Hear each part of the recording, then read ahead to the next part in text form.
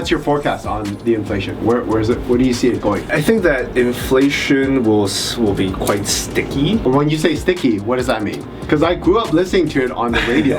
Oh yeah, soft landing, it's in the red, it's in the green, it's in the black. Soft landing is sticky. What does that mean? So as of now, today is May 10th, 2023. So today we saw US report their inflation rate was 4.9% in annual terms. That number came down in the last 10 months. It was 8, 10 months ago. Now we're sitting at 4.9. So, you see the inflation rate coming down quite. And that's because they raised the rates. They raised the rates. They also contracted money supply. When you say contracted money supply, what do you mean by that? So instead of pumping money into the banks and economy, they're doing the opposite. They're retracting money. Like how do they do that? They just tell the banks like, give me money back, or like what?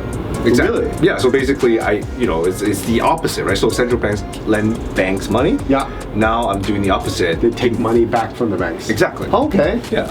So there's less money in the banks to lend out. So banks are more stringent in lending out money. Plus a higher interest rate. Yeah. So that's why you see banks nowadays. They don't have a lot of appetite to lend. And I'm sure you can, attest to it, or you can talk about it, with real estate market, how it goes. Yeah. So that's why they're retracting. They're raising the interest rates, and so that's why the inflation rate has been coming down for the last 10 months. Now, they've done a lot of the damage, or they've been successfully reduced the interest rates. Yeah. That's only, again, part of the puzzle. Remember I mentioned the whole politics, trade, China, right? Those issues are still ongoing. The war, Russia and Ukraine, that's also still causing some of the supply issues, right? So I feel at 4.9%, I think we're going to have to deal with a higher inflation rate at this range for a longer period of time. I don't think that we can get to 3 or 2% this year or in the next 6 months. Maybe 2 years? Ideally, I would think 2 years would be realistic, but in order for some people to say, hey, we're going to hit 2% this year, to go from 4.9 to 2%, I think that's a little bit too aggressive.